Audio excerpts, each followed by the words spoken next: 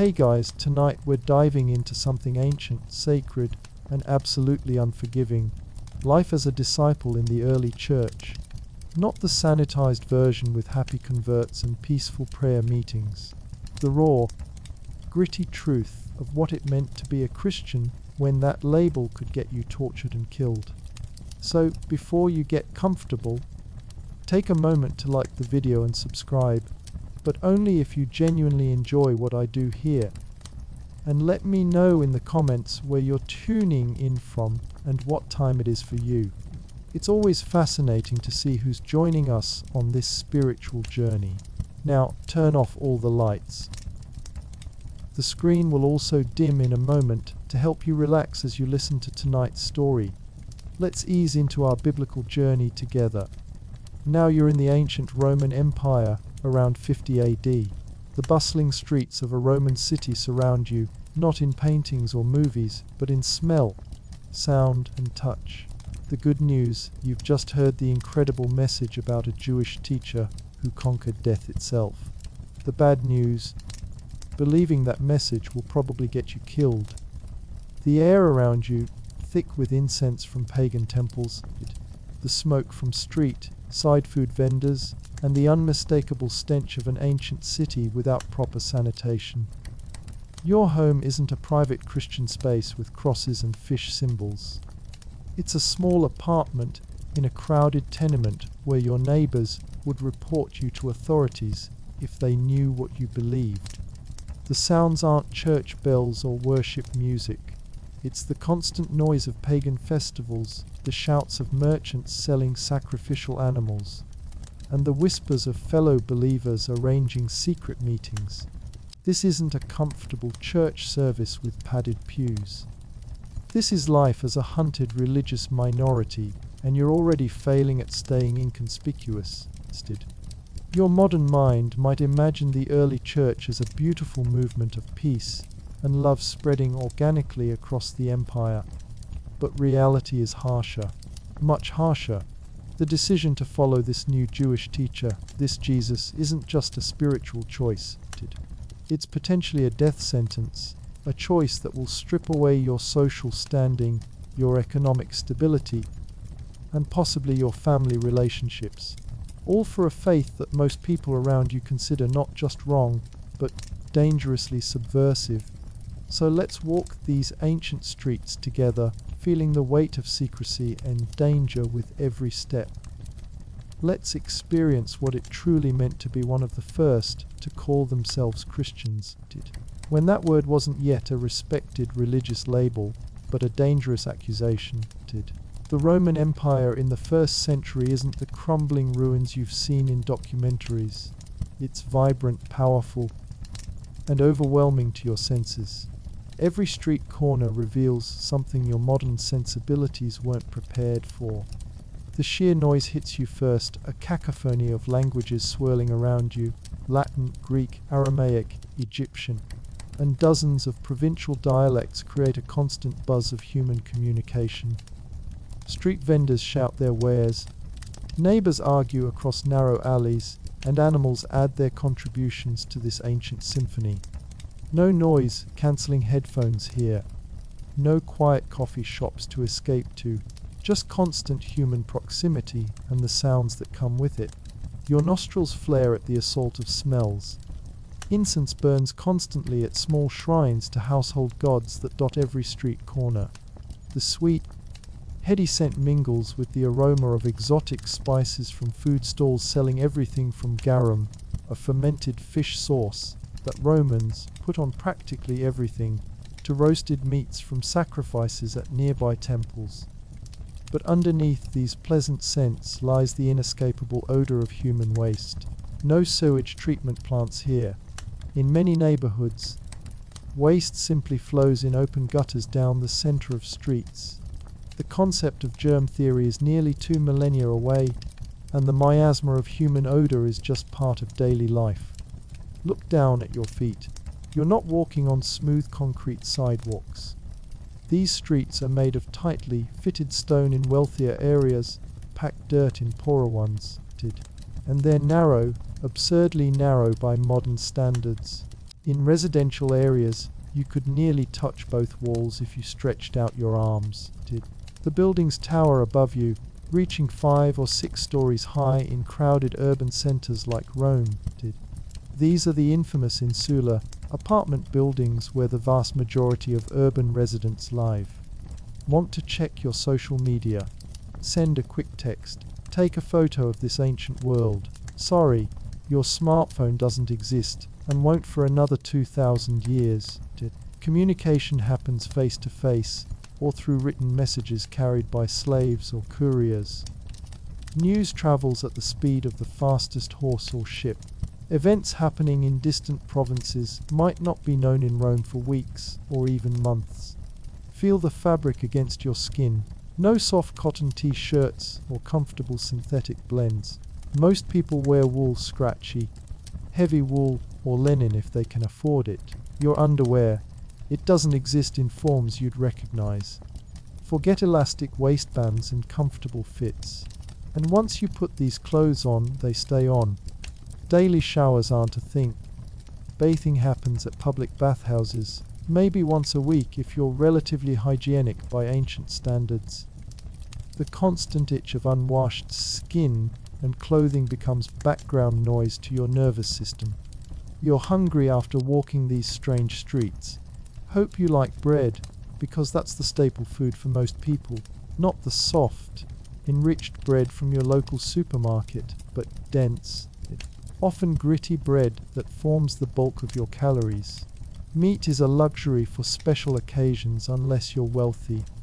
Fresh vegetables exist, but without refrigeration, everything must be eaten in season or preserved. Hope you aren't picky about food safety standards. There's no FDA here, no health inspections, no expiration dates. The buildings around you aren't just different in materials and construction. They're different in fundamental purpose.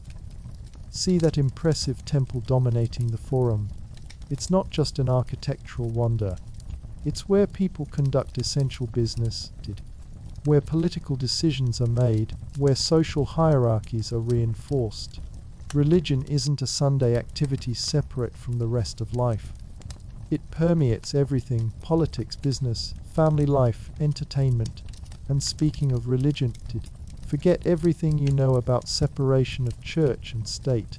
The Roman Empire operates on a simple principle: public piety leads to public prosperity. The gods must be honored, not just as a personal choice, but as a civic duty. To refuse participation in religious festivals isn't just being spiritually different, it's effectively refusing to be a good citizen. It's like refusing to stand for a national anthem and pay taxes simultaneously, but even more socially devastating. As you walk through a market square, you notice people gathered around a small altar. A merchant is sacrificing a chicken before opening his shop for the day. This isn't unusual, it's standard business practice. Down another street, you see a group of men wearing togas entering a temple of Jupiter. They're politicians starting their day with proper religious observances. At a crossroads, a family makes a small offering at a shrine to the Lares, the guardian spirits of the place. Religion isn't compartmentalized, it's woven into every aspect of daily life. Your modern mind might be thinking, well, that's fine. Romans were famously tolerant of different religions, right? Yes and no. Rome absorbed countless gods from conquered territories. Your neighborhood probably has shrines to Egyptian Isis, Persian Mithras, and dozens of local deities alongside traditional Roman gods. But this polytheistic tolerance came with one non-negotiable expectation: you must acknowledge the divinity of the emperor and the traditional gods of Rome when required for public ceremonies. This is where things get dangerous for anyone considering this new faith in Jesus Christ. Christians aren't just adding another god to the pantheon. They're claiming there is only one God, and refusing to participate in the essential civic religion that holds Roman society together. From the Roman perspective, this isn't just religious difference, it's political subversion. The social structure around you operates on principles that would seem alien and often cruel to modern sensibilities. Look at that man walking with a train of followers behind him. He's a patron, a wealthy, influential citizen. Those following him are his clients, free men who depend on his favor and protection. Each morning, they visit his home for the salutatio, a formal greeting where they pay respects and he might distribute food, money, or favors. This patron-client relationship isn't just a nice social custom, it's how people survive. Without social connections, you have no safety net. No job opportunities, no protection from predatory officials or criminals. And that's assuming you're a free person. Nearly a third of the urban population consists of slaves. That well-dressed man carrying scrolls for his master, slave. The tutor teaching those children, slave. The doctor treating patients in that wealthy home, possibly a slave. The entire economy depends on human ownership. And while some slaves live in relatively comfortable conditions as valued household members with specialized skills, others suffer brutal conditions in mines, farms, and factories. There's no moral consensus that slavery is wrong, it's simply how the world works. Women move through this world with severely limited rights and opportunities. A respectable woman's identity comes primarily through her male relatives, first her father, then her husband. Her primary value is in producing legitimate children and managing the household. While some exceptional women achieve influence and independence, most are expected to lead domestic lives under male authority. The Christian teaching that there is neither male nor female in Christ represents a radical social proposition that threatens established gender hierarchies. Now imagine trying to navigate this complex social landscape while holding beliefs that fundamentally challenge its basic assumptions. That's your new reality as a follower of Jesus in the first century. It started innocently enough. Perhaps you heard about this Jewish teacher from a relative who traveled to Jerusalem.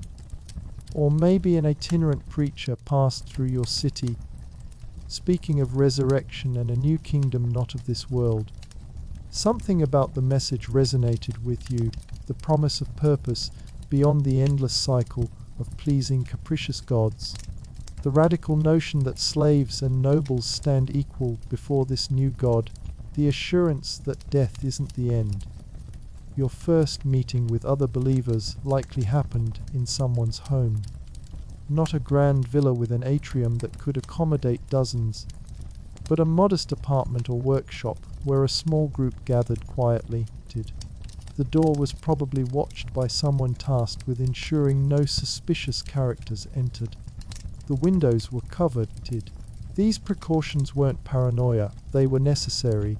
You notice immediately how unusual this gathering is. Men and women sit together, listening to teachings. A wealthy merchant sits next to his own slave, not as master and property, but as spiritual siblings. An elderly Jewish couple shares bread with a young Greek sailor. These social boundaries don't dissolve outside these secret meetings, but here, something revolutionary is happening. Someone reads from a letter, precious words written by one of the apostles who actually saw Jesus. These aren't mass-produced Bibles with concordances and study notes.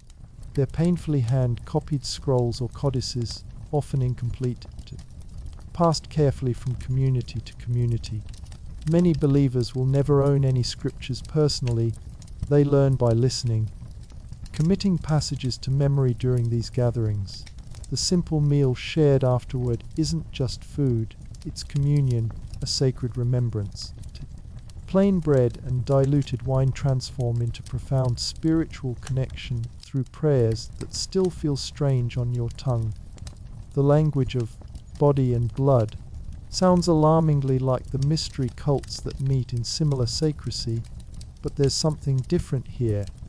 These people aren't seeking magical powers or special knowledge available only to initiates. They're forming a family bound by shared belief in a Jewish Messiah who somehow belongs to everyone. But the warm glow of this spiritual family comes with immediate practical consequences.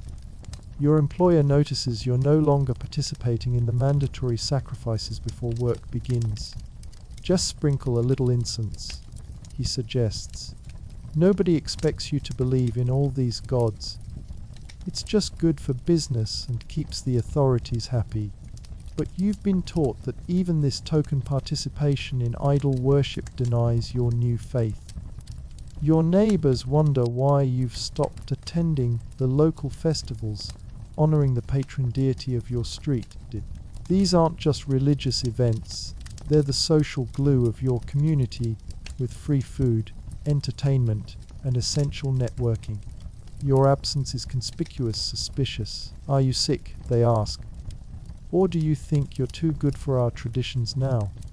Family gatherings become minefields. Your cousin's wedding includes ritual sacrifices to gods ensuring fertility and household prosperity.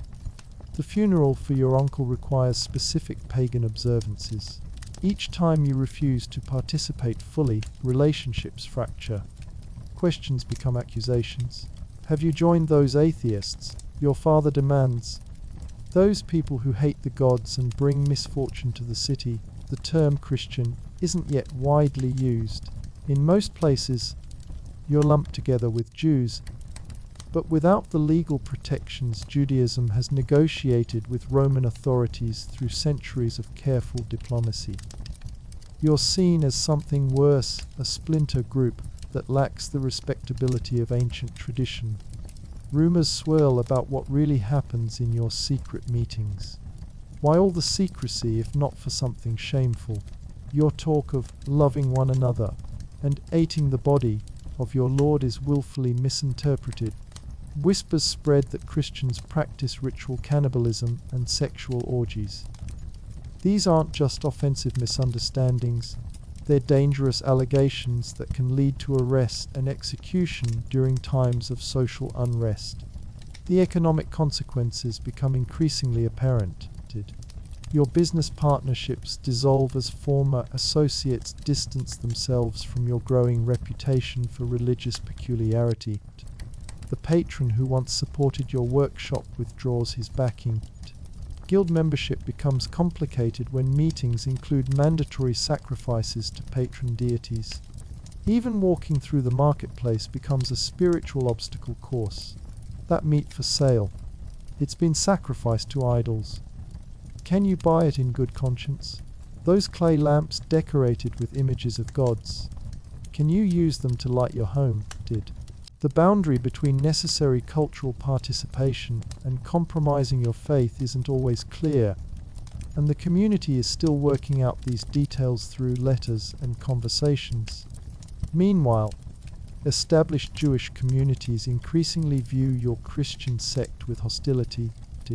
What began as an internal Jewish dispute over whether Jesus was the promised Messiah has evolved into something more threatening as Gentiles join the movement without adopting traditional Jewish practices. Synagogues that once tolerated Christian members now actively exclude them. In some cities, Jewish leaders actively report Christians to Roman authorities. Even the most basic elements of daily life carry new tension. The businessman who rents rooms in your apartment building notices you never hang a wreath on your door during festivals honoring the emperor.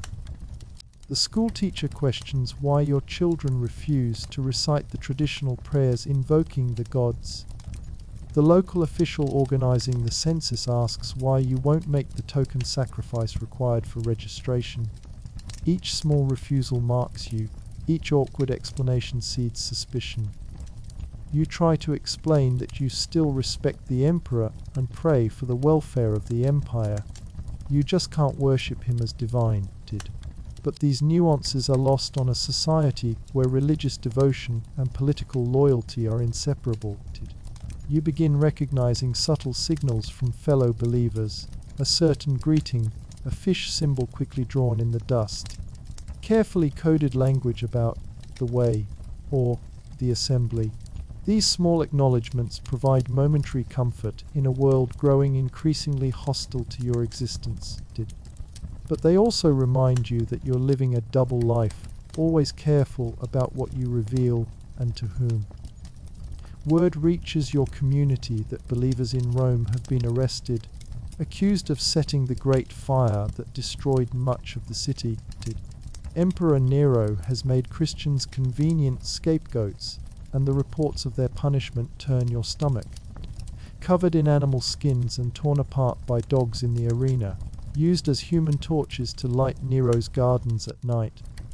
Crucified along public roads as warnings. These aren't distant martyrs from church history books, they're people like you, whose only crime was the same faith you now hold. Your group's leaders debate whether to become more public or more secretive. Some argue that bold witness, even unto death, brings glory to God. Others emphasize prudence, citing Jesus' instruction to be wise as serpents and innocent as doves. There's no easy answer, no clear policy. Each believer must navigate these dangerous waters according to conscience and circumstance. Tonight, as you prepare to attend another secret gathering, you check over your shoulder more carefully than usual. The neighbor who watched you suspiciously yesterday is chatting with a man you don't recognize. Are they discussing you? Should you take a different route? Skip the meeting entirely? Every choice carries weight. Every decision potentially life-altering. This is what it means to be a follower of the way in the 1st century. Not comfortable worship with professional music and air conditioning. Not social respectability and political influence, but dangerous commitment to a counter-cultural movement that fundamentally challenges the foundations of your society. Your faith isn't a matter of where you spend Sunday morning. It's a complete reorientation of your existence in ways that threaten your safety, prosperity, and social standing. As you finally reach the unmarked door where believers gather, you give the subtle knock you've been taught. A small viewport opens, eyes examine you, and the door swings open just wide enough to let you slip inside. The familiar faces greet you with genuine warmth. Despite the dangers, despite the costs, something powerful holds this community together. Something that makes the risk worthwhile. Inside this modest home, the transformation is striking. Outside, the Roman world continues its relentless pace. Inside, time seems to operate differently. The small oil lamps cast gentle shadows across walls adorned with nothing that would mark this as a place of worship. No crosses, no religious art. Nothing to alert a casual visitor that anything unusual happens here. Yet the atmosphere changes the moment prayers begin. An older man, a Greek merchant who risks his business by hosting these meetings, unfurls a carefully preserved scroll. The parchment is worn at the edges from constant handling, the letters meticulously copied by hand. This isn't a complete gospel as you might know them today. It's a collection of Jesus' sayings, carefully transcribed and even more carefully protected. The complete New Testament won't exist for centuries. What you have are fragments, letters, oral traditions passed from person to person. The words are read slowly in Greek, then translated for those who speak only Latin or Aramaic. No professional clergy here, just ordinary believers taking turns reading, teaching, and serving. That woman explaining a difficult passage during the day. She's a weaver struggling to support her children after her husband disowned her for joining this faith. That young man leading prayers. He's a slave who must return to his master's house before dawn or face punishment for his unexplained absence. You notice a new face in the gathering, a young woman with nervous eyes. Someone whispers that she was baptized just last week. The cost of that decision became apparent immediately. Her father, a temple priest to Apollo, discovered her new faith and threw her out of their home. She now lives with an elderly Christian widow, learning a trade that might support her. Her former life of relative comfort and assured marriage prospects has vanished. Yet something in her expression suggests the exchange was worth it. This small group of perhaps 20 people represents what scholars will someday call the early church. No grand cathedrals, no elaborate hierarchy, no institutional power. Just ordinary people drawn together by extraordinary conviction, creating makeshift families when their biological ones reject them for their faith. The gathering continues with a simple meal, not the carefully prescribed liturgy that will develop over centuries, but a genuine shared supper with deeper significance. Bread is broken with reverence, wine shared sparingly. Prayers are offered with an immediacy that reflects your precarious circumstances. No one takes this ritual for granted when discovery could mean imprisonment or worse. As food is shared, so are stories and concerns. A widowed mother mentions that her landlord has threatened eviction after discovering her faith. Without hesitation, 3 different households offer her shelter. A skilled craftsman who lost customers after refusing to make items for pagan temples receives a commission from a sympathetic merchant in the group. This isn't organized charity, it's survival through community. The practical support extends beyond immediate needs. That collection being taken, it won't build a church building or fund a pastor's salary. It might help bail out a believer arrested for refusing to participate in emperor worship. It might support apostles traveling to establish new communities. It might feed widows and orphans who have no other means of support after their Christian providers were executed. You learn that next week's meeting will be held elsewhere. Locations rotate regularly to avoid establishing patterns that authorities might notice.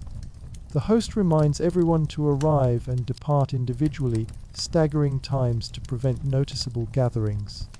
These aren't paranoid precautions. They're essential security measures developed through painful experience. As the evening concludes, prayers are offered for specific brothers and sisters facing persecution. Names are mentioned with hushed reverence. The merchant's cousin, imprisoned in Ephesus. The young couple denied business licenses in Corinth because they wouldn't swear oaths to pagan gods. The entire community in Rome, still reeling from Nero's brutal pogrom. These aren't distant concerns, they're sobering reminders of what awaits any Christian who attracts official attention. You slip out into the darkness, taking a circuitous route home to ensure you're not followed.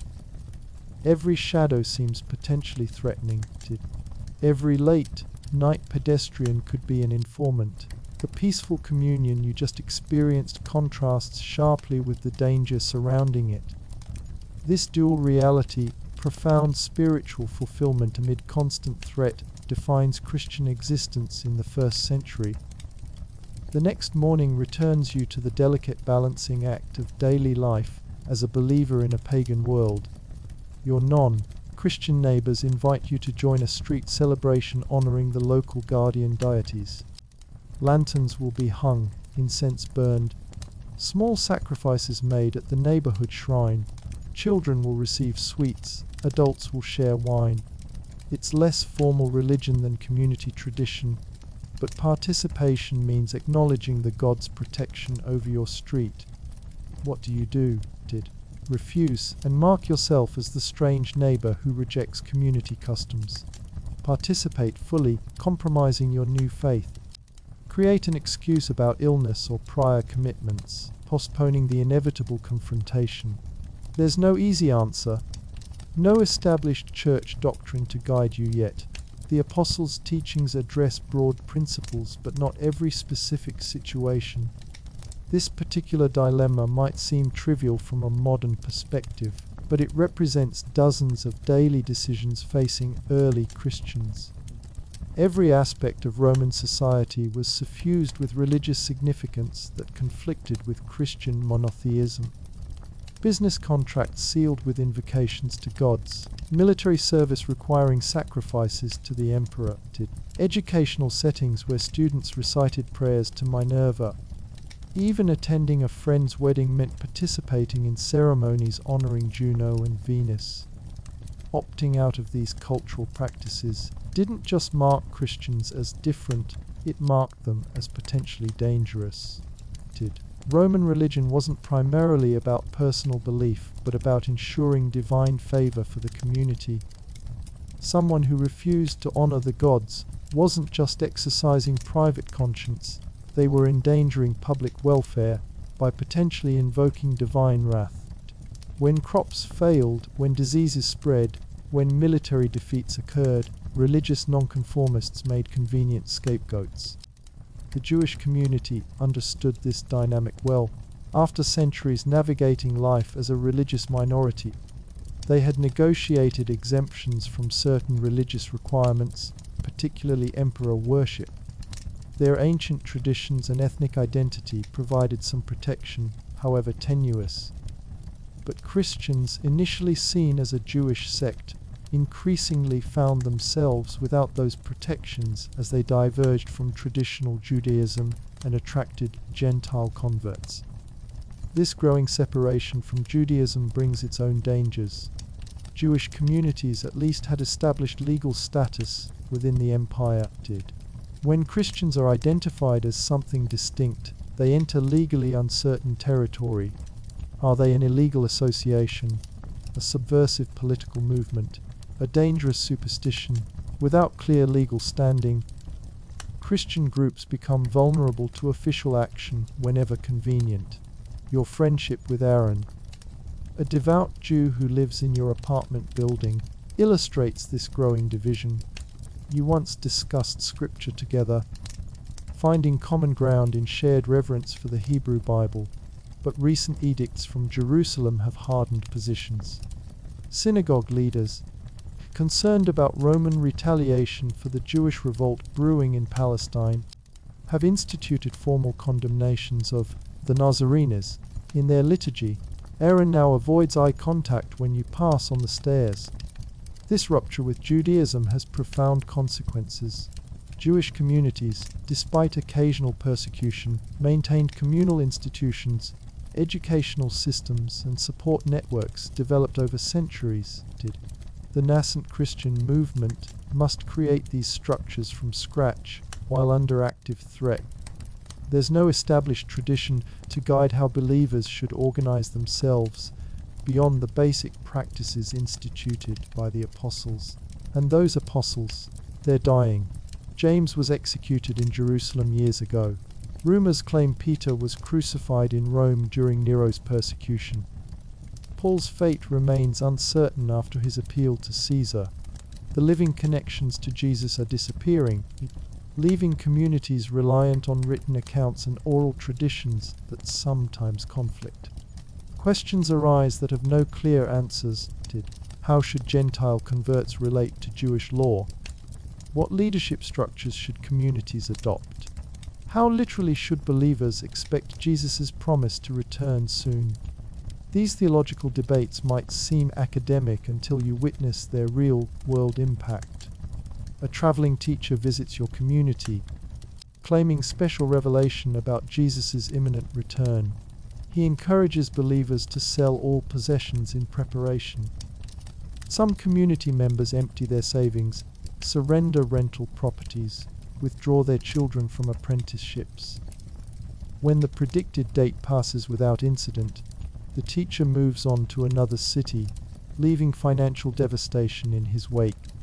With no centralized authority to evaluate such claims, each community must discern truth from falsehood largely on its own. Even more dangerous are external threats. Tested. The persecution you've heard about in distant provinces suddenly becomes immediate when the governor decides to make an example of known religious dissidents. The intimidation begins subtly. Tax collectors scrutinize Christian businesses more carefully. Building inspections find code violations in homes where believers meet. Children of known Christians face bullying in public schools.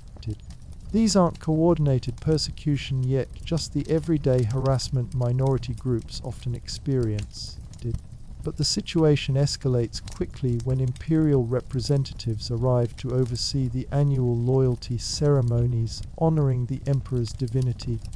All citizens are expected to burn a pinch of incense before the emperor's image and verbally affirm his divine status. It's a simple civic requirement for most Romans, a bureaucratic formality akin to getting a driver's license or filing tax forms. For Christians, it's an impossible choice between denying their faith or marking themselves for punishment. The first arrests occur after public refusals to participate. The authorities don't immediately execute them. That would create martyrs and potentially strengthen the movement. Instead, they employ escalating pressure. The first stage is simple imprisonment, often with family members allowed to visit and encourage the prisoner to reconsider. Families are reminded that a simple symbolic action will end the matter. Just burn the incense, pay a small fine, and return to normal life. Some Christians yield under this pressure, especially those with dependent children or elderly parents.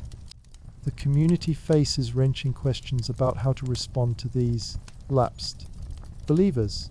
Should they be permanently excluded for denying Christ? Welcome back after genuine repentance? Required to undergo a period of penance, with no established doctrine on post-baptismal sin? Each community reaches different conclusions, creating painful inconsistencies.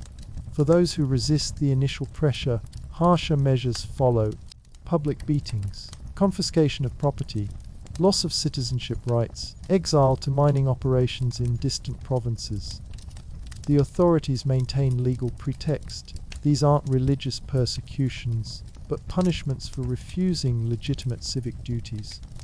The escalating severity serves dual purposes: forcing compliance from the current prisoners and deterring others from similar defiance. Only when these measures fail do executions begin.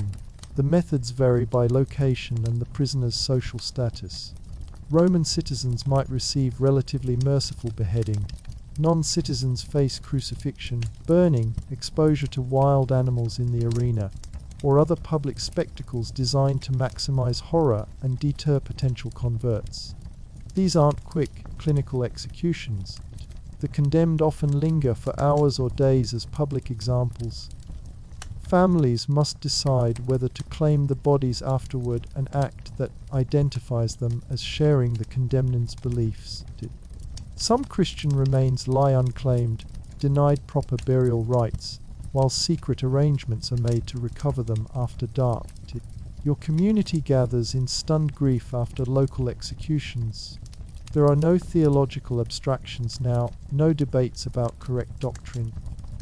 Just raw loss and the haunting question, who might be next?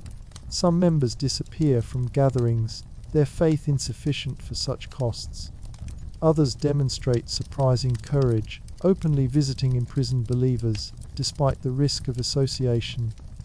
The psychological impact of living under such threat reshapes your understanding of faith. Jesus' teachings about taking up one's cross no longer seem like metaphors. His warnings that families would be divided over him have become your lived reality. The apocalyptic imagery in circulation, beasts representing empire, martyrs crying out for justice, cosmic battles between good and evil, reflects your community's actual experience of powerlessness against overwhelming force. Yet persecution creates unexpected resilience. Without institutional power or cultural approval, Christianity develops as a counter-cultural movement defined by internal conviction rather than external pressure. The demonstrated willingness of ordinary believers to die rather than compromise intrigues observers. What do they know that makes this worthwhile? Becomes a question that leads some seekers to investigate, despite the risks. The Christian community adapts to these pressures with remarkable innovations. Meeting locations rotate continuously. Teaching is done orally when written materials might be confiscated as evidence. New converts undergo extensive examination before being fully welcomed into the community. The cost of infiltration by informants is too high to risk. Communication between communities uses coded language that sounds innocuous to outside listeners. Your small group develops security measures that would impress modern spy agencies. Children serve as lookouts during gatherings, playing games in the street but trained to give specific warnings if soldiers or suspicious strangers approach. Multiple exits are identified before meetings begin. Certain members, often those without family dependents, volunteer to be the last to leave, taking the greatest risk of discovery. Community resources support families whose providers have been imprisoned or executed, but the threat isn't always external. The greatest danger sometimes comes from within the Christian community itself. That neighbor who attended gatherings for months before suddenly disappearing. You later hear he received a substantial reward for providing authorities with names and meeting locations. The deacon trusted with community funds, who fled during initial arrests, taking resources that would have supported prisoners' families. His betrayal creates practical hardship and deep emotional wounds. These internal breaches violate the intense trust necessary for survival under persecution. In response, communities become more careful about who they admit to full membership. Catechesis, the process of instructing new believers, expands from purely theological teaching to extended character assessment. Candidates might wait years before being fully accepted, proving their sincerity through consistent behavior under various pressures. The psychological strain of constant vigilance takes its toll. You find yourself analyzing every casual interaction for potential threats. Did your landlord's question about your weekend activities reflect genuine interest or fishing for information about gathering times? Was your co-worker's comment about strange religious groups directed specifically at you? The hypervigilance necessary for survival becomes exhausting, yet relaxing it even briefly could prove catastrophic. Some believers develop what modern psychologists would recognize as symptoms of trauma nightmares about arrest, emotional numbness, hypervigilance, intrusive memories of witnessed executions. There's no conceptual framework for understanding these reactions in the first century, much less treating them. Those suffering are simply encouraged to pray more fervently, to focus on heavenly rewards rather than earthly suffering. This duality extends to how you view the Roman world around you. On one hand, you pray for the emperor and authorities as instructed by apostolic letters. You pay taxes dutifully, obey civil laws that don't conflict with your faith, and generally strive to be a model citizen in all areas compatible with Christian belief. On the other hand, you recognize this same empire as the beast, described in apocalyptic writings circulating among churches, the power that martyred apostles and continues to threaten believers. The cognitive dissonance becomes particularly acute during public festivals honoring Rome's military victories. As crowds cheer the return of legions from subjugating yet another province, you recognize that those same efficient military machines could easily turn against domestic enemies, including your faith community. The triumphal processions displaying captured enemies remind you that Rome brooks no challenge to its authority, religious or otherwise. Your daily work presents constant challenges. As a craftsman, merchant, or laborer, you interact with pagan customers, employers, and colleagues who take for granted participation in religious aspects of commerce. The Potter's Guild expects members to contribute to sacrifices honoring their patron deity. The Merchants' Association begins meetings with libations to Mercury.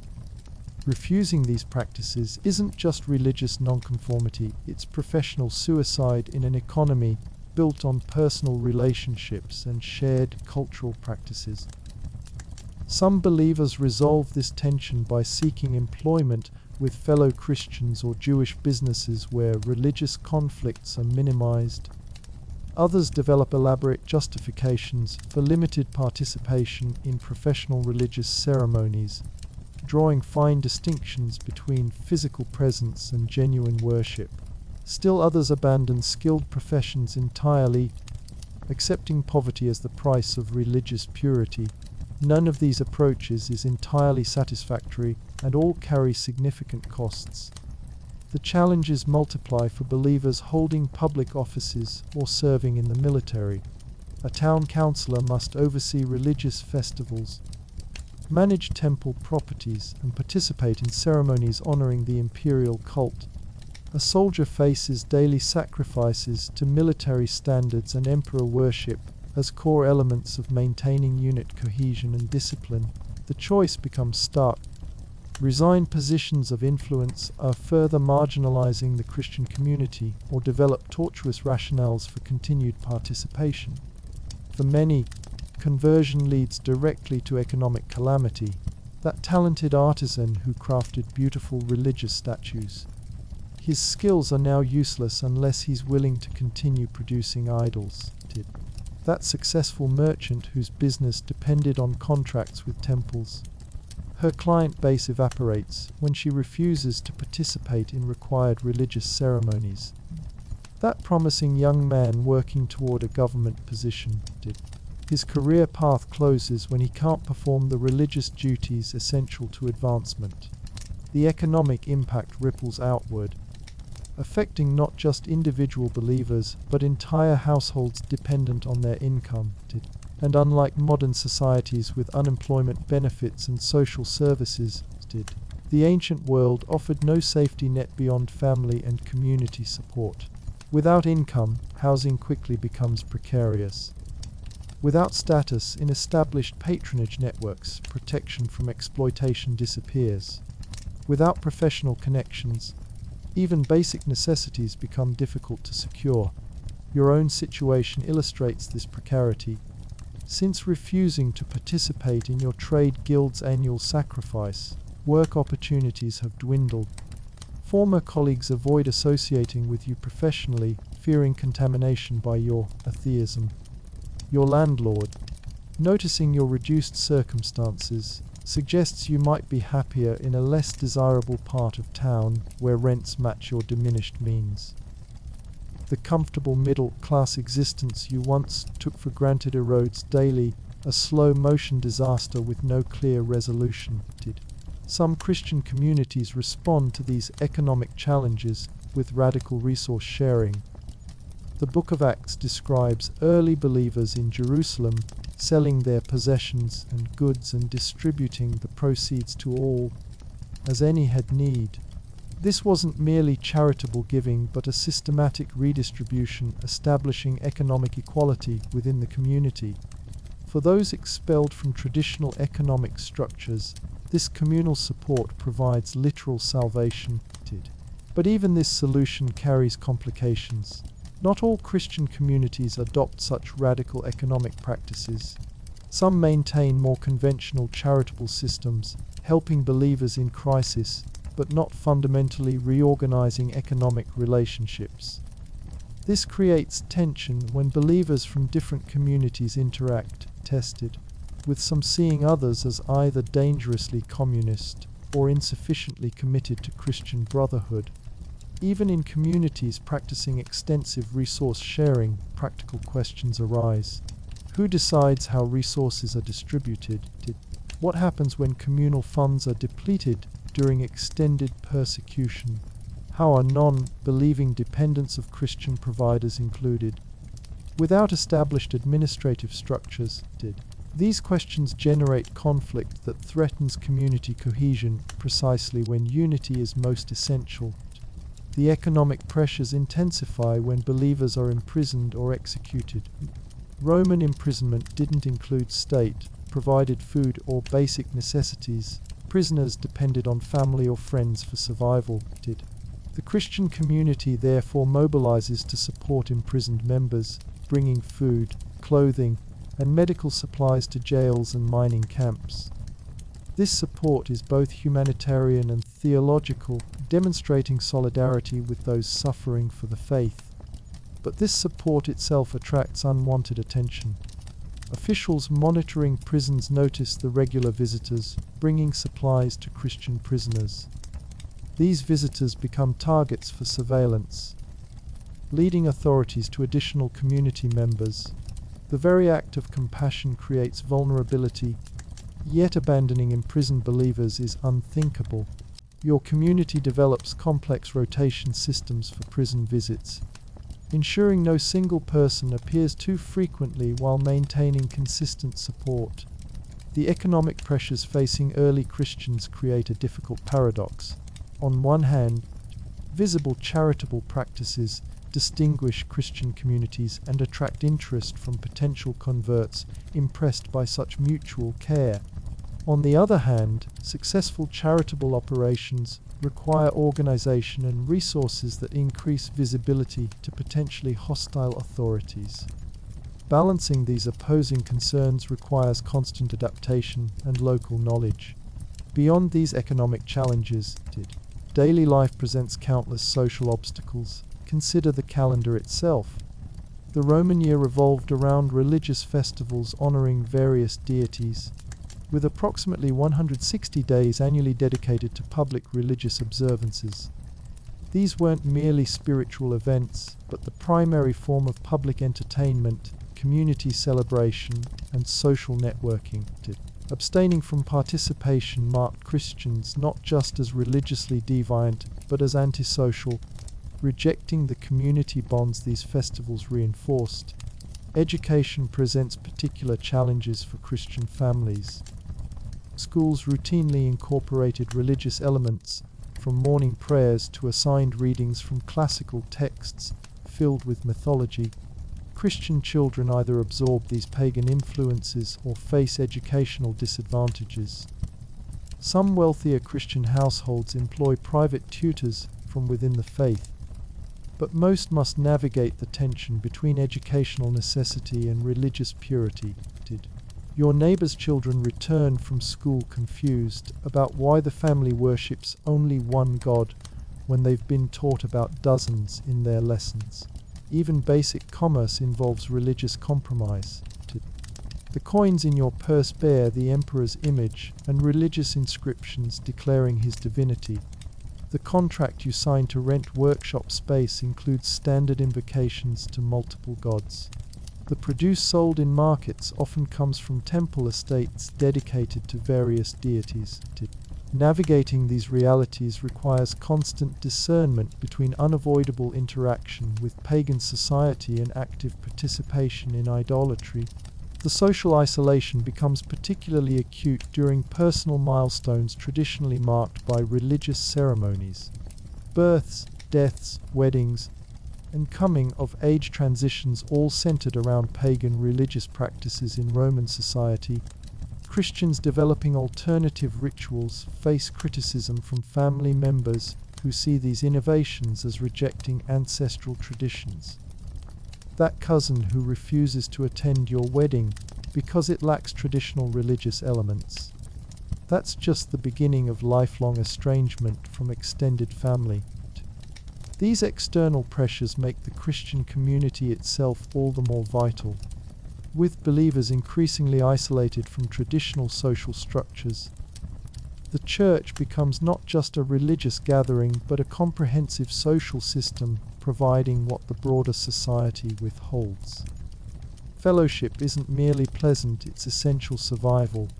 The meeting places reflect this reality. With few dedicated religious buildings before the 4th century, Christians gather primarily in private homes.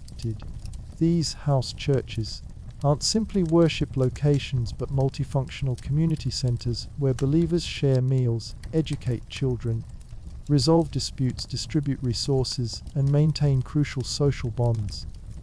The physical limitations of residential spaces naturally constrain group size, keeping most Christian communities small and intimate. The family living in such a house church accepts considerable risk and inconvenience. Their home becomes semi-public space, their household routines disrupted by community needs. Privacy disappears as their living quarters become gathering places for dozens of people. Their neighbors grow suspicious of unusual coming and going patterns. Yet these households form the essential infrastructure, allowing Christian communities to function despite institutional obstacles. Inside these modest gathering spaces, a radical social experiment unfolds. Roman society operated on rigid hierarchies separating patricians from plebeians, citizens from non-citizens, masters from slaves, men from women. Christian communities, while not abandoning these categories entirely, create environments where such distinctions lose primary importance. The letter to the Galatians proclaims that in Christ there is neither Jew nor Greek, slave nor free, male nor female, a statement with revolutionary implications when applied even partially in community practice. This social leveling appears most visibly during communal meals. In typical Roman dining, seating arrangements, food quality, and serving order all reinforced status distinctions. Slaves might serve but never dine alongside masters. Women often ate separately from men. The poor received inferior portions if included at all. Christian communion meals deliberately disrupt these patterns, placing social unequals side by side sharing identical food and drink. These practices make Christian gatherings distinctly countercultural in the status-conscious Roman world. The leadership structures developing in these communities reflect similar tensions between traditional social norms and distinctive Christian values.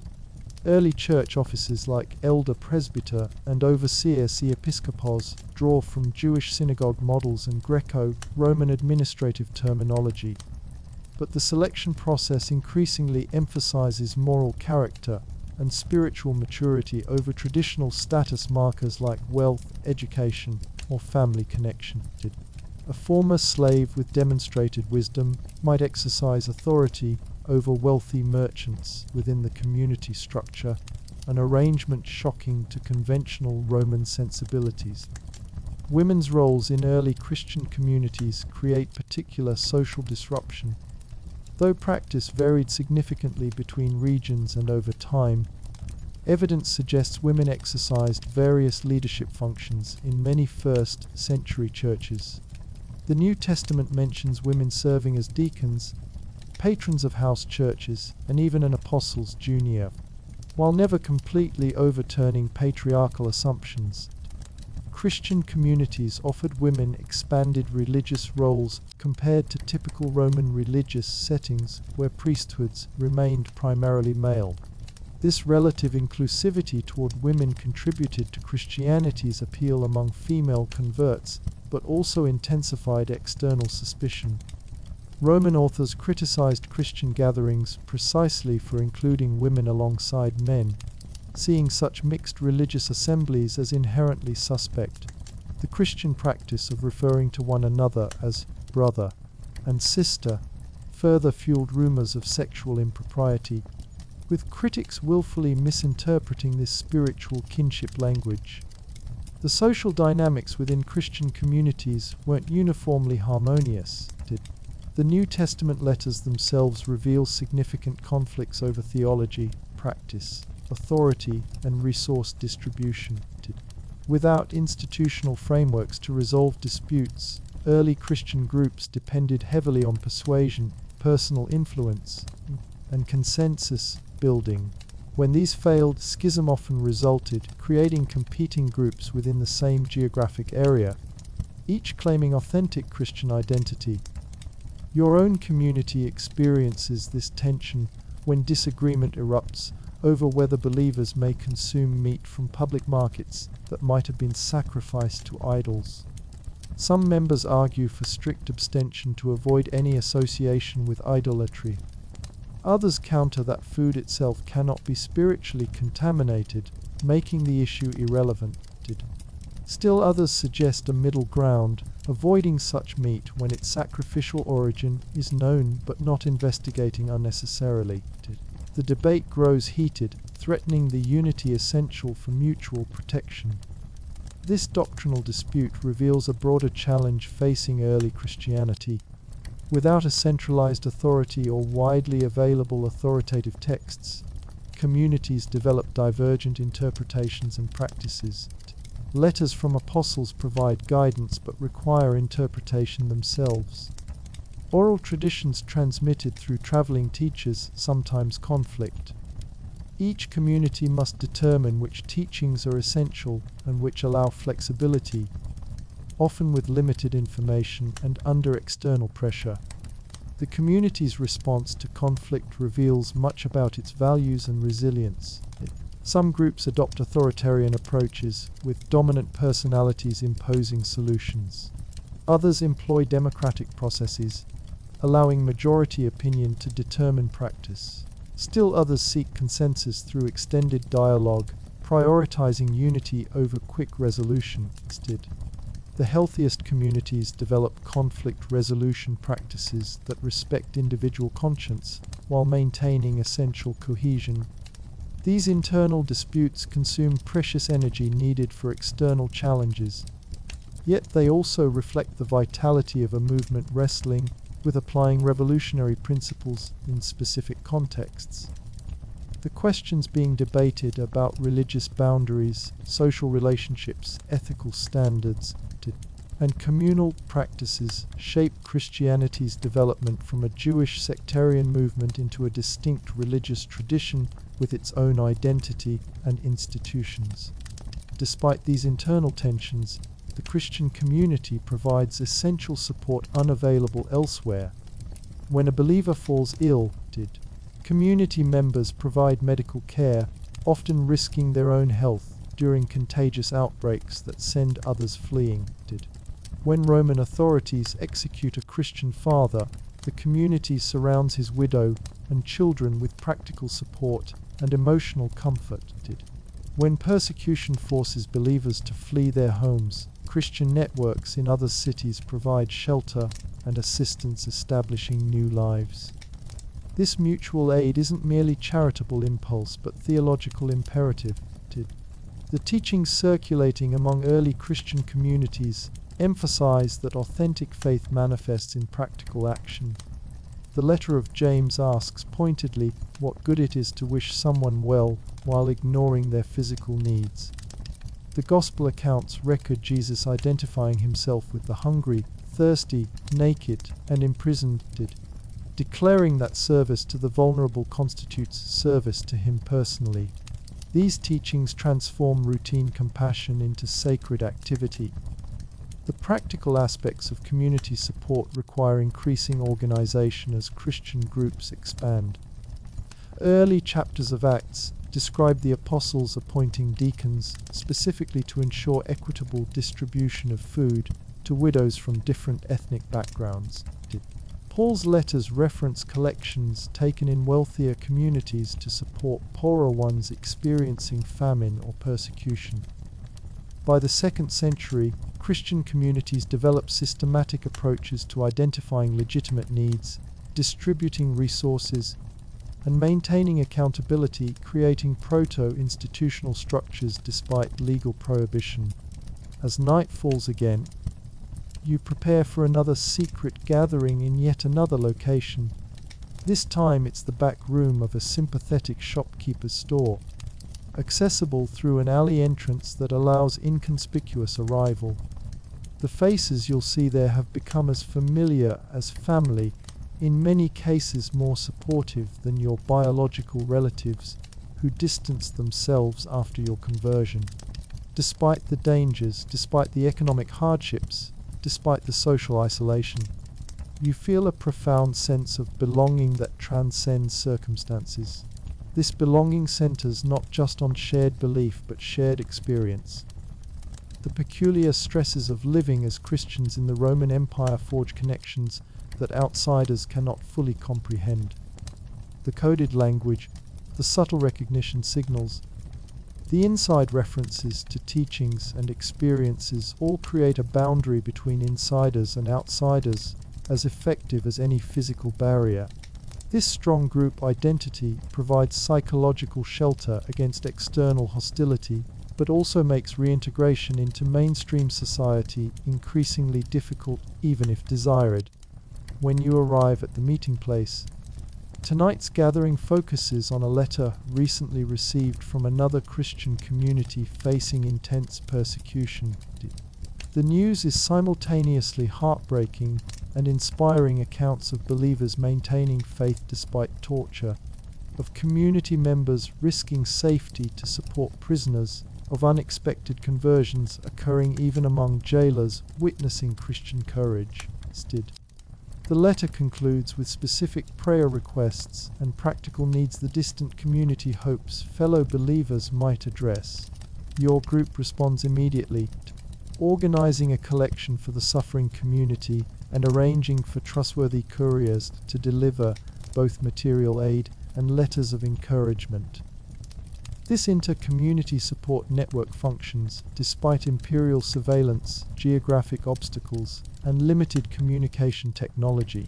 The practical expression of Christian unity across provincial boundaries and ethnic divisions represents a remarkable achievement in the ancient world where most social organizations remained strictly local. The gathering continues with teaching and prayer, but conversation afterward turns to increasing pressures in your own city. Reports circulate about a new regional governor with a reputation for religious traditionalism and suspicion of foreign cults. Local temple priests have been more aggressive recently in requiring public participation in rituals. Several known Christians have been refused service by merchants concerned about association with religious dissidents. The atmosphere grows increasingly hostile. Community leaders debate whether to become more secretive or more openly committed. Some argue for temporary withdrawal, limiting gatherings and external visibility until the political climate improves. Others contend that compromise now will only lead to greater demands later, advocating steady witness regardless of consequences. Still others propose relocating the most visible believers to Christian communities in more tolerant regions. There's no perfect strategy, only difficult choices with uncertain outcomes. Your small group votes to continue meeting, but with enhanced security measures and contingency plans for supporting members who face arrest. The practical adjustments changing meeting times, creating smaller cell groups, establishing emergency signals occupy the remainder of the evening. This isn't panicked reaction, but measured response from a community accustomed to navigating hostile environments. The calm problem solving itself provides reassurance that survival remains possible despite escalating threats. As you prepare to leave, carefully staggering departures to avoid noticeable groups, the shopkeeper hosting tonight's gathering pulls you aside. He's heard your small carpentry business is struggling after losing several major clients, unwilling to work with Christians. He introduces you to another believer who needs precisely your skills for an upcoming project, a connection that might sustain your livelihood for several months. This isn't coincidence but intentional economic networking. The community creating internal economic structures parallel to those from which believers are increasingly excluded. Walking home along darkened streets, you reflect on the paradox of your situation. By conventional Roman standards, your decision to follow Jesus has been disastrous, costing you financial security, social standing, family relationships, and physical safety. Yet you've gained an alternative community whose bonds often prove stronger than biological kinship. You've discovered purpose beyond daily survival or personal advancement. You've experienced spiritual connection that transcends immediate circumstances. The exchange seems increasingly worthwhile despite its continuing costs. This paradoxical exchange, worldly security for spiritual purpose, becomes even more pronounced for those called to missionary work in the early church. While most believers remain in their local communities, others feel compelled to spread the message to new regions despite extraordinary dangers. These aren't professional clergy with institutional support, but ordinary believers risking everything to expand a movement that powerful forces actively oppose. As your carpentry business stabilizes through community connections, you occasionally host traveling missionaries passing through your city. Their stories both terrify and inspire you. That middle-aged couple who sold their small farm to finance evangelistic journeys throughout Asia Minor. They've been imprisoned 3 times, beaten twice, and once left for dead after a mob attack. That former synagogue leader now spreading the gospel among Greek-speaking Jewish communities. He's been formally excommunicated from Judaism, making him effectively stateless in a world where religious and civic identity were inseparable. The physical dangers these travelers face exceed even the considerable risks encountered by stationary believers. Roman roads, while engineering marvels, remain notoriously dangerous. Bandits targeted travelers in remote sections, particularly those appearing to carry valuables or trade goods. Provincial officials maintained minimal patrols, too often focusing protection on imperial couriers rather than ordinary travelers. Even official military presence sometimes posed danger rather than security, with soldiers occasionally extorting protection fees from vulnerable travelers. Beyond human threats, the natural environment itself presented constant hazards. Traveling during winter meant exposure to freezing temperatures with inadequate shelter. Summer journeys through desert regions risked heat exhaustion and dehydration. Seasonal rains turned dirt roads to impassable mud, while mountain passes became treacherous with snow and ice. Modern conveniences like weather forecasting, emergency services, and climate-controlled vehicles remained millennia in the future. Disease posed perhaps the greatest threat to ancient travelers. Moving between different regions meant encountering unfamiliar pathogens without acquired immunity. Drinking water from unknown sources frequently caused severe intestinal illness. Insect-borne diseases like malaria were endemic throughout Mediterranean lowlands. The medical care available to travelers rarely extended beyond basic herbal remedies carried in personal kits. A fever contracted on a lonely stretch of provincial highway could easily become fatal. For those missionary journeys requiring sea travel, the dangers multiplied exponentially. Mediterranean shipping operated seasonally, with winter sailing considered suicidally reckless. Even during favorable seasons, wooden vessels proved vulnerable to sudden storms. Navigation relied on celestial observation and familiarity with coastlines, making open water crossings particularly hazardous. Shipwrecks occurred with alarming frequency, drowning passengers and crew or stranding survivors on remote shores. Paul's missionary journeys, documented in Acts and his epistles, exemplify these dangers. His catalogue of hardships includes 3 shipwrecks, multiple beatings, stoning, imprisonment, and constant danger from rivers, bandits, wilderness, false believers, urban mobs, and natural elements. And Paul, with his Roman citizenship and rabbinical credentials, enjoyed protections unavailable to most early Christian missionaries. Ordinary believers undertaking similar journeys faced even greater vulnerability. The missionary journeys weren't aimless wandering, but strategic movement between urban centers. Early Christianity spread primarily as an urban phenomenon, following established trade routes connecting major cities.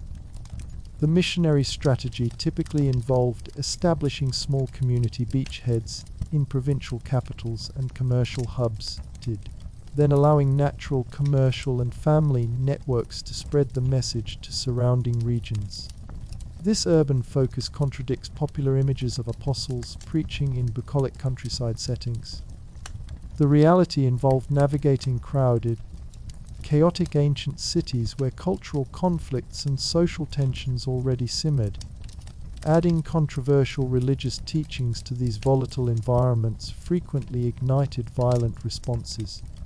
Urban density meant word spread rapidly when strange new teachings appeared, allowing opposition to mobilize quickly against perceived threats to established religious practices. Yet cities also provided essential infrastructure for missionary work.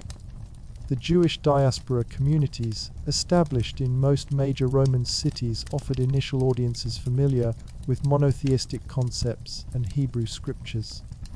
Commercial networks connecting different provinces allowed messages and messengers to travel along established routes. Urban households with sufficient space for gatherings provided necessary meeting locations. The very factors making cities dangerous for missionaries also made them effective starting points for regional evangelization. When a traveling missionary arrives in your city, the practical challenges of their work become immediately apparent. Where will they stay? Who will provide their meals? How will they support themselves financially during extended visits? How can they contact potentially receptive audiences without attracting hostile attention? The local Christian community mobilizes to address these needs, creating another layer of risk as they associate with these highly visible religious innovators. You volunteer your modest home to house the visitor, a former Jewish merchant named Silvanus, who now travels throughout the eastern provinces sharing the gospel. His appearance in your home creates immediate complications. Neighbors notice the stranger and ask pointed questions about his business. Your landlord, already suspicious of your religious affiliation, increases property inspections. Local synagogue leaders, hearing of Silvanus's arrival, issue warnings against engaging with this distorter of the law, who promotes the crucified Jesus as Messiah. Despite these pressures, Silvanus's visit energizes your community. His first-hand accounts of other Christian groups validate your local practices, while introducing refinements based on broader experience. His knowledge of Scripture provides deeper understanding of how Hebrew prophecies connect to Jesus. His tales of conversion and growth in distant provinces reassure your small group that you're part of something larger than your local struggles. The encouragement outweighs the increased scrutiny his presence attracts. When Silvanus prepares to continue his journey, your community faces practical questions about support.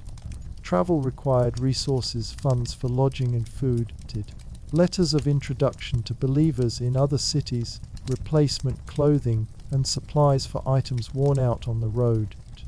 The collection taken for his journey represents genuine sacrifice from community members already facing economic hardship. Yet few question the expenditure, recognizing the essential role these travelers play in maintaining connections between isolated Christian groups. The missionary doesn't travel empty-handed. Your community sends letters to sister churches along his planned route, updating them on local developments and reaffirming shared faith. Some members contribute small handicrafts that Silvanus can trade for necessities in regions where Christian networks haven't been established. Most importantly, you copy precious scriptural texts and apostolic letters to share with communities lacking these written resources, an arduous process requiring hours of careful transcription onto expensive materials. Silvanus's departure leaves your community both inspired and sobered. His stories of persecution in other provinces prepare you for potentially harsher treatment from your own local authorities. His accounts of doctrinal disputes in established churches alert you to theological pitfalls requiring careful navigation.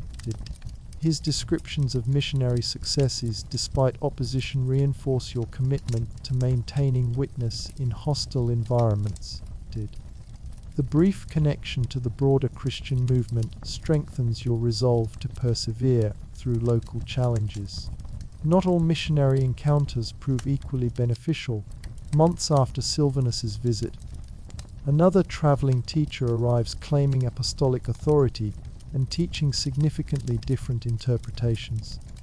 He insists that genuine faith requires strict adherence to Jewish dietary laws, criticizes your community's acceptance of Gentile converts without circumcision, and dismisses certain texts your group treasures while promoting writings you've never encountered. These teachings directly contradict what you've learned from previous teachers, including Silvanus. This doctrinal conflict reveals another challenge facing early Christianity. Without established canons, authoritative hierarchies, or institutional mechanisms for resolving disputes, each community must evaluate competing claims with limited information. Your group struggles to determine whether this new teacher represents legitimate scriptural interpretation or dangerous deviation. The decision has immense practical consequences for community practices, relationships with Jewish neighbors, and even what texts you treat as authoritative. Such conflicts weren't academic theological debates, but existential struggles over Christianity's fundamental identity.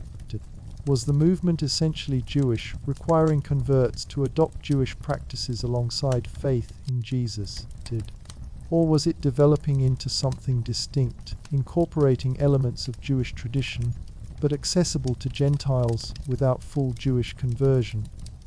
Different answers led to radically different community practices, missionary approaches, and relationships with both Jewish and pagan societies. These disagreements sometimes escalated into complete breaks between Christian factions. The 2nd century would see diverse expressions of Christianity competing for legitimacy: proto-Orthodox communities, various Gnostic groups, Marcionites rejecting Hebrew scriptures entirely, Montanists emphasizing prophetic revelations, Jewish, Christian groups maintaining traditional practices. Each claimed authentic connection to Jesus' teachings while rejecting competitors as dangerous deviations. This diversity became particularly apparent through traveling teachers promoting distinctive interpretations. A missionary might visit your community teaching that Jesus was fully divine, but only appeared human, while the next visitor might emphasize Jesus' humanity while questioning claims of divinity. Another might promote secret knowledge available only to spiritually advanced believers, while others insisted on public teachings accessible to all. Without established mechanisms for evaluating these competing claims, communities relied on consistency with known apostolic teachings, practical fruits of various approaches, and spiritual discernment. Your community eventually rejects the controversial teacher after comparing his teachings with letters received from more established churches. But the incident leaves lasting questions about how to distinguish authentic development from dangerous innovation. This challenge would persist throughout early Christianity, eventually leading to councils, creeds, and canonical determinations, institutional developments still centuries in the future for your 1st century community. The conflict also highlights how early Christian expansion occurred without centralized coordination. Unlike imperial religions with state sponsorship or mystery cults with established organizational structures, Christianity spread through informal networks of travelers, merchants, relocated believers, and occasional dedicated missionaries. This organic growth pattern created both resilience against systematic suppression and vulnerability to doctrinal fragmentation. While some missionaries undertook journeys specifically for evangelism, many early Christians spread the message through ordinary life activities. Merchants incorporating faith discussions into business travel, military personnel transferring between provincial postings, slaves relocated at master's direction, refugees fleeing persecution or economic hardship. These accidental missionaries often established Christian footholds in new regions without formal missionary intention, creating opportunities that dedicated evangelists later developed. Your own small contribution to this expansion comes unexpectedly when your carpentry skills attract attention from a wealthy patron in a neighboring city.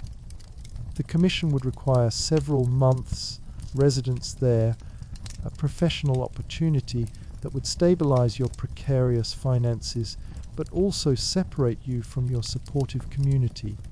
After prayer and community consultation, you accept the commission with dual purpose: economic necessity and potential witness in a region with minimal Christian presence. This relocation, while temporary, demonstrates how ordinary believers navigated substantial personal risk for potential missionary impact. The neighboring city has no established Christian community providing protection and support. You'll need to conceal your faith from your patron and colleagues while seeking potential converts with extreme discretion. The legal and social dangers exceed even those in your home city, where at least established relationships provide some buffer against accusations. Your experience in this new environment reveals how Christianity appeared to those encountering it for the first time. The exclusive monotheism seems bizarre to people comfortable with dozens of compatible deities. The focus on a crucified criminal contradicts every cultural association linking crucifixion with shame and divine rejection. The ethical demands regarding sexual behavior, economic practices, and social relationships appear unnecessarily restrictive compared to prevailing moral standards. The refusal to participate in common religious ceremonies seems antisocial at best, subversive at worst. Yet certain elements attract interest despite these obstacles. The community support among believers addresses loneliness endemic in transient urban populations. The moral framework provides stability amid confusing ethical options. The promise of resurrection offers hope against death's finality. The concept of divine love extends dignity to those marginalized by conventional status hierarchies. These attractive elements create openings for conversation despite significant cultural barriers. During your months away, you cautiously develop relationships with a few individuals receptive to discreet spiritual discussions. A fellow craftsman whose Jewish background provides conceptual bridges to Christian ideas. A merchant's widow whose painful losses have prompted existential questions about suffering and divine purpose. A young man from a prominent family whose philosophical education has left him dissatisfied with traditional religious answers. None immediately embraces Christian faith, but each engages seriously with the core message. These tentative connections demonstrate how early Christianity spread despite institutional barriers and legal prohibition through personal relationships, individual conversations, and small group interactions in private settings. The viral growth occurred not through mass evangelism or institutional expansion, but through innumerable private decisions made after encountering authentic lived faith.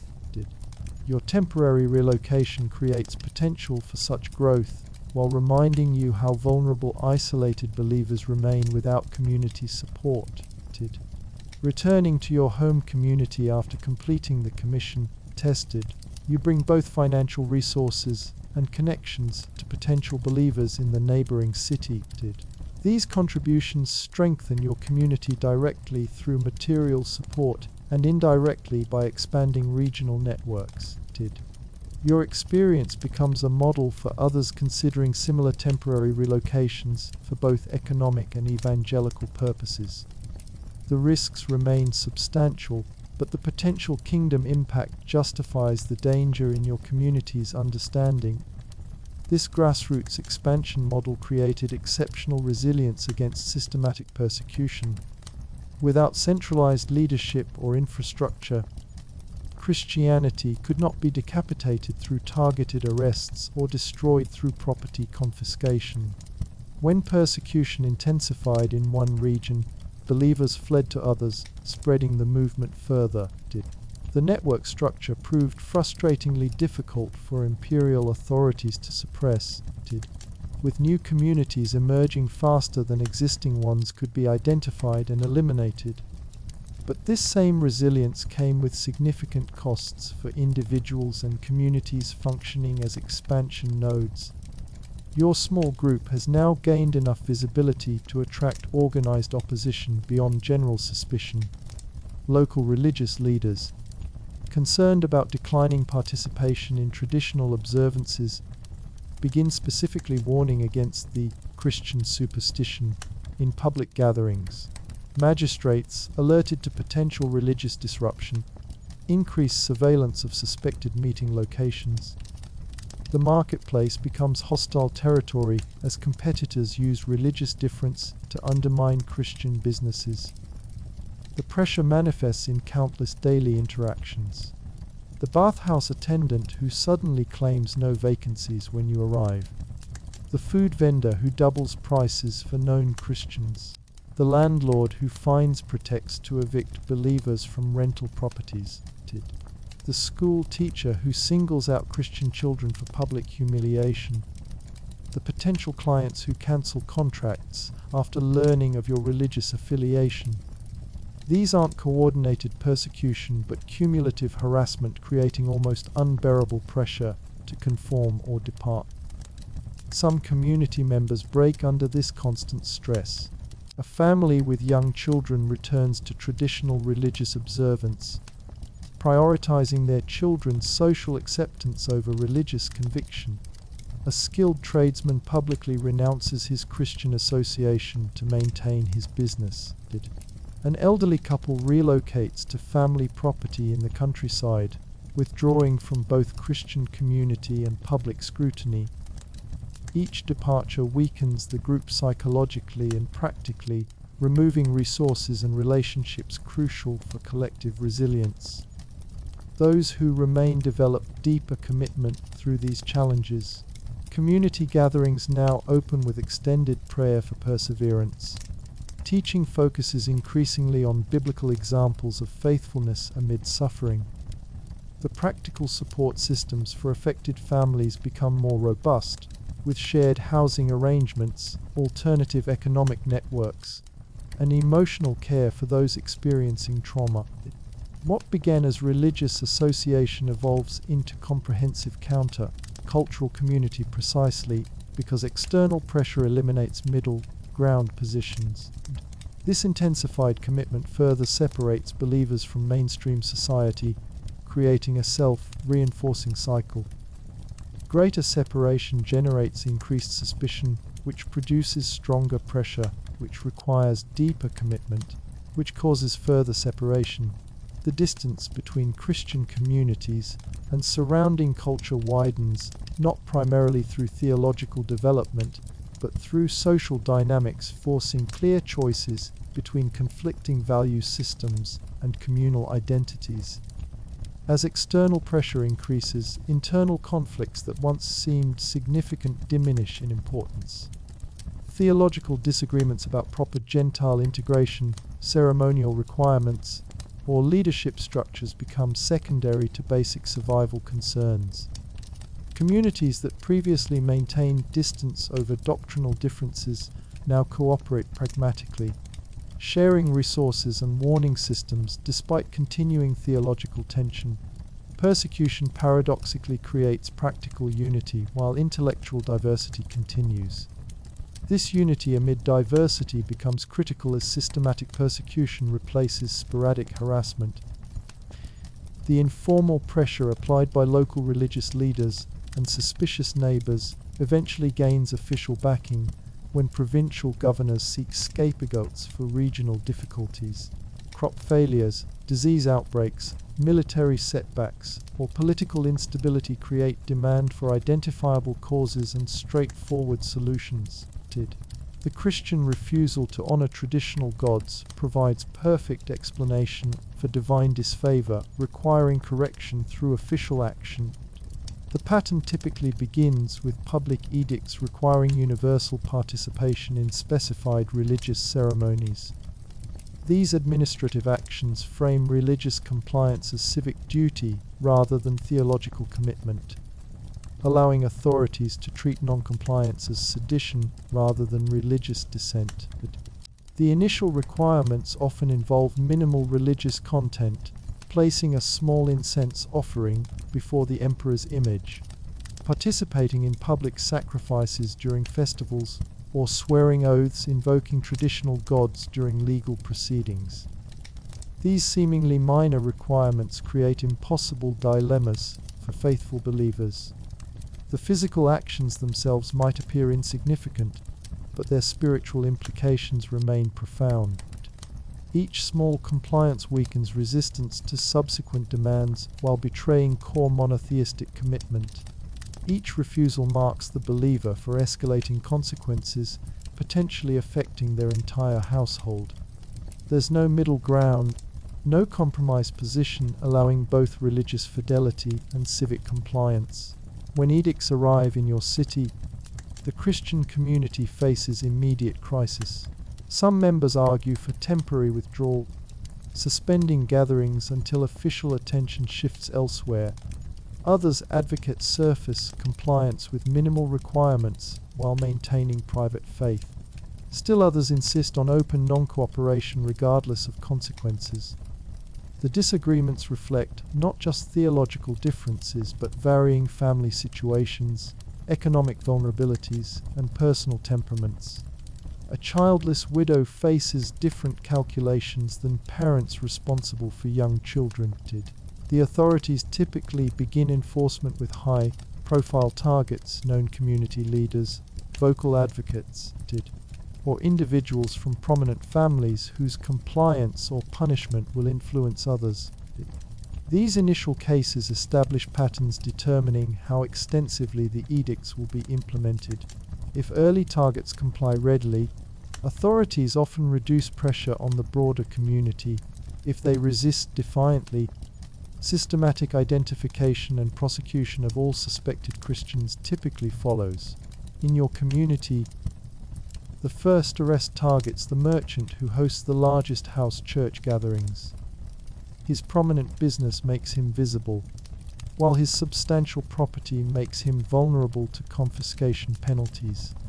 The authorities don't immediately imprison him, but instead offer multiple opportunities for symbolic compliance that would effectively end his prosecution.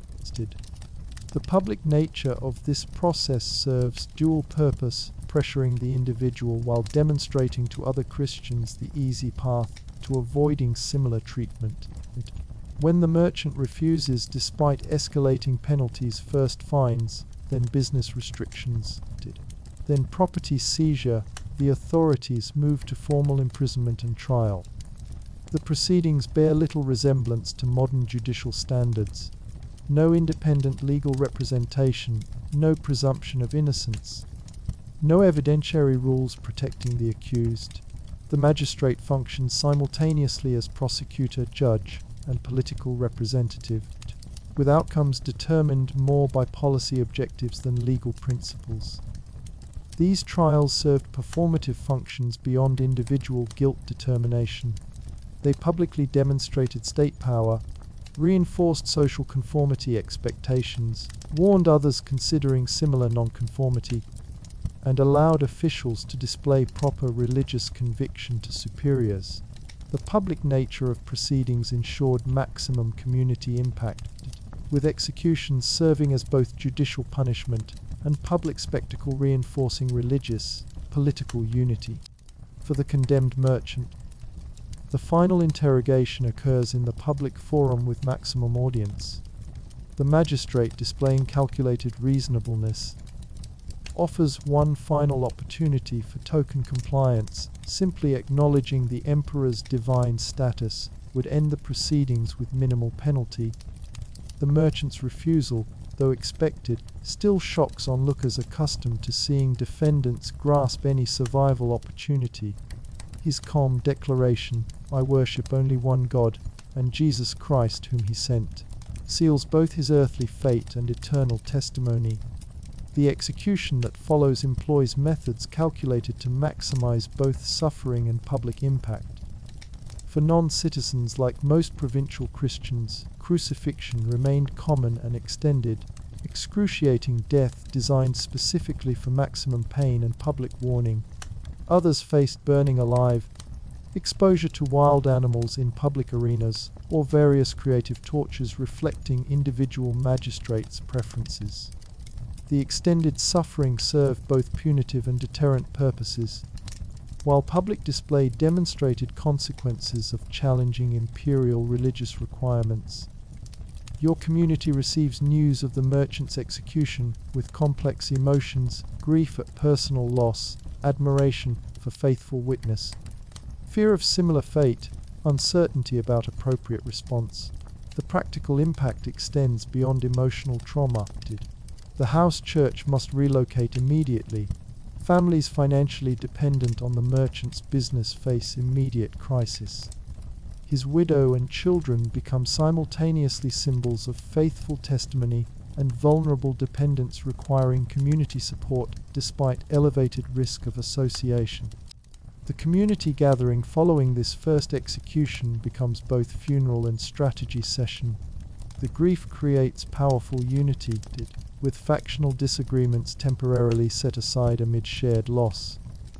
The practical questions require immediate attention: how to support the affected family, where to hold future gatherings, whether to increase security measures or decrease visibility through smaller group meetings. The theological framing provides essential meaning, understanding the merchant's death not as defeat but faithful witness. Martyrdom, in the word's original sense of testimony. This martyrdom, while devastating, paradoxically strengthens the community's resolve.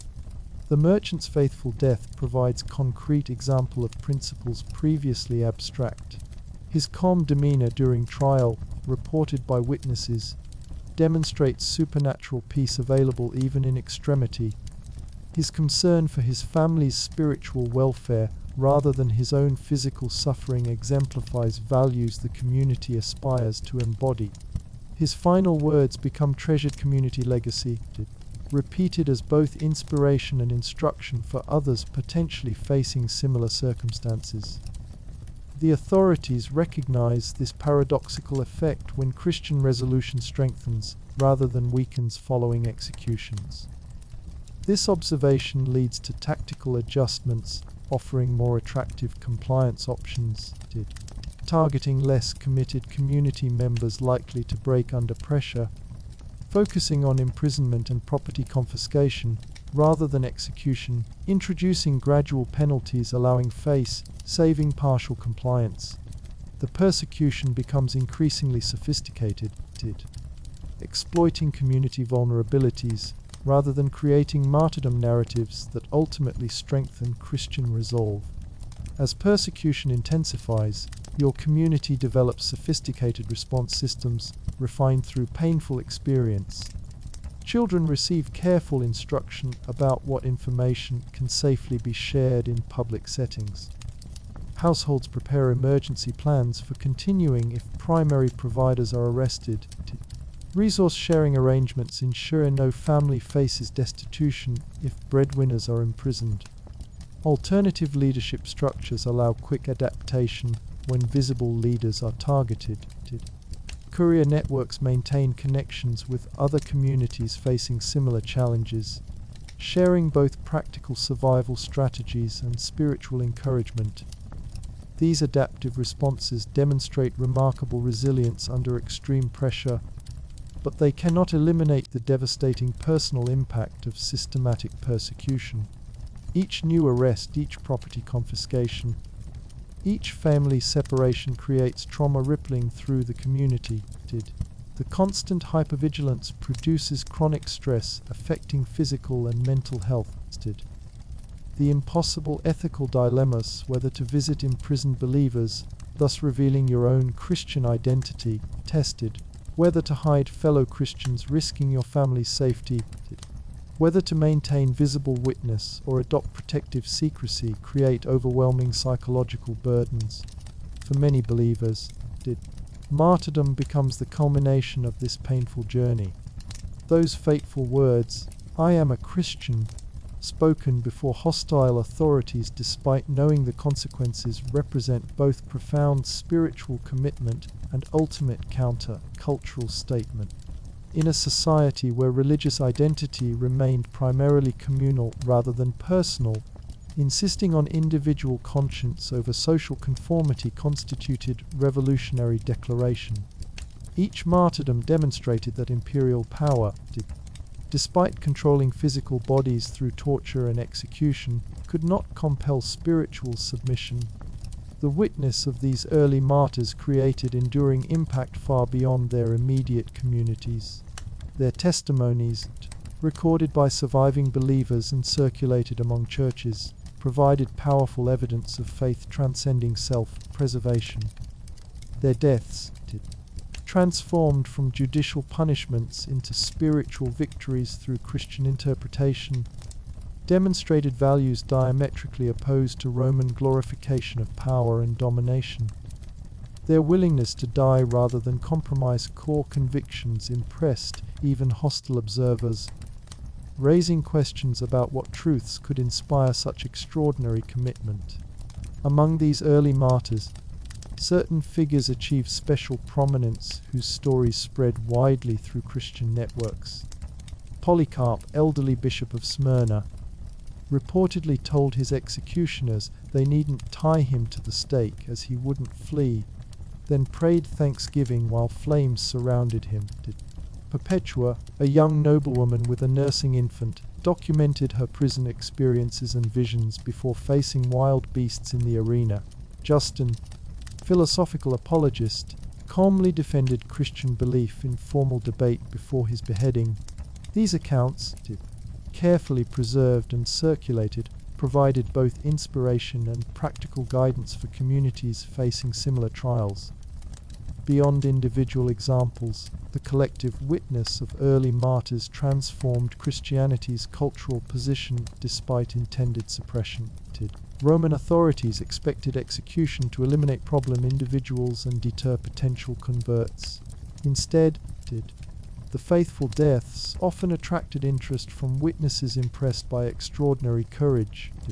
The famous observation that the blood of martyrs is the seed of the church reflected historical reality as persecution paradoxically enhanced Christianity's appeal among those seeking meaning transcending imperial values.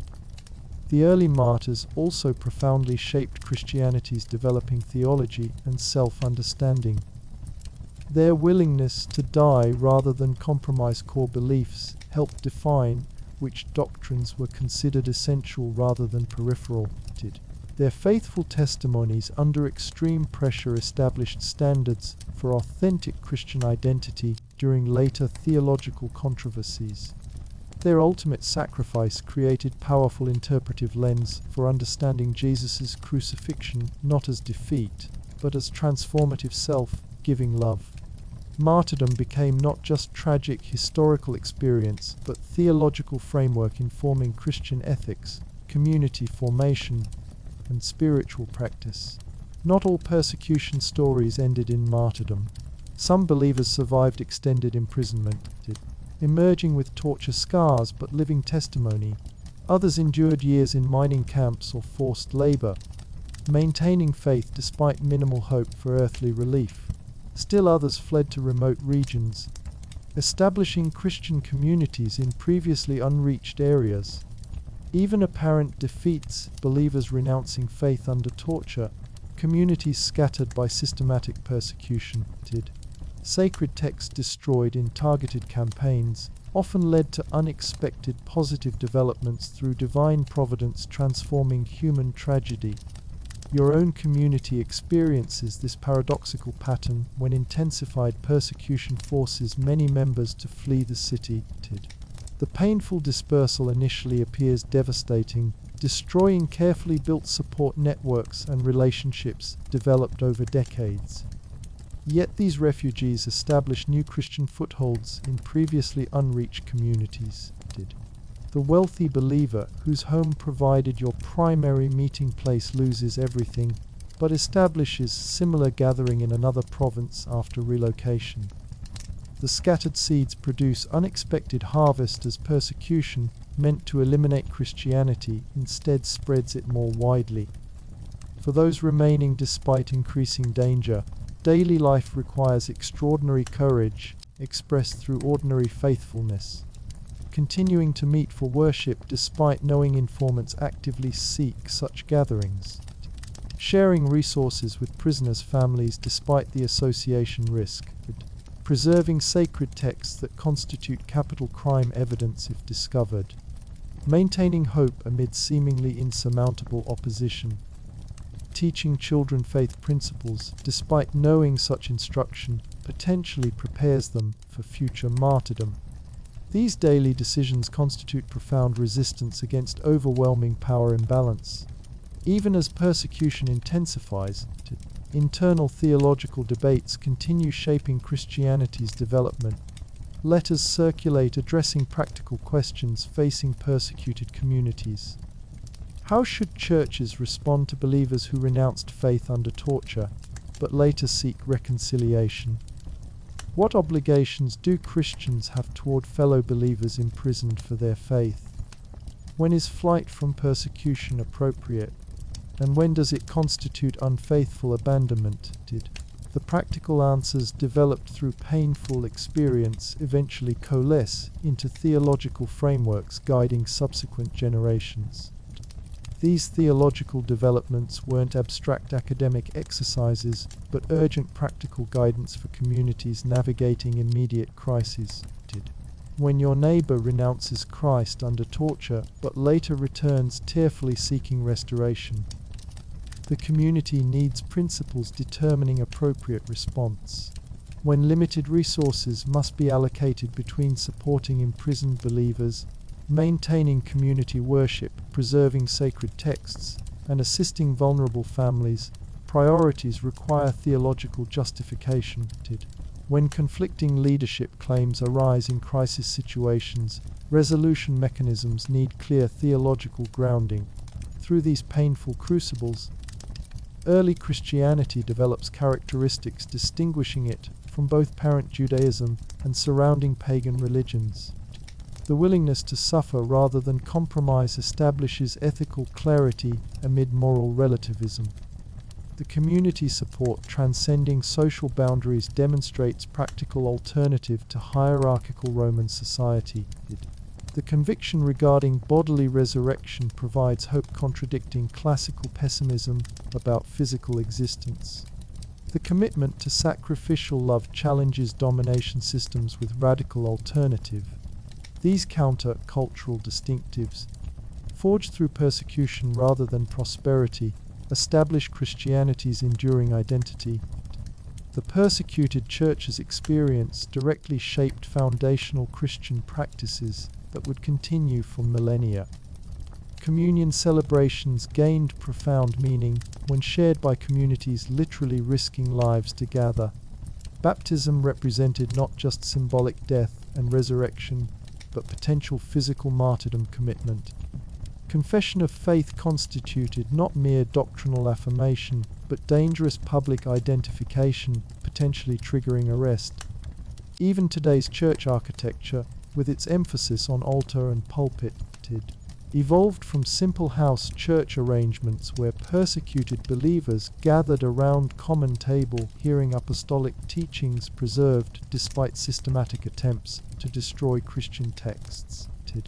The historical trajectory toward Christianity's eventual dominance remained invisible to believers experiencing persecution's immediate reality. From limited temporal perspective, imperial opposition appeared overwhelmingly powerful, while Christian communities seemed fragile and vulnerable. The eventual triumph of the cross over imperial eagles would have seemed fantastical speculation rather than historical prediction. Yet seeds planted through faithful suffering ultimately produced transformative harvest, reshaping Western civilization and establishing global faith tradition, whose adherents would eventually outnumber the entire population of the Roman Empire at its height.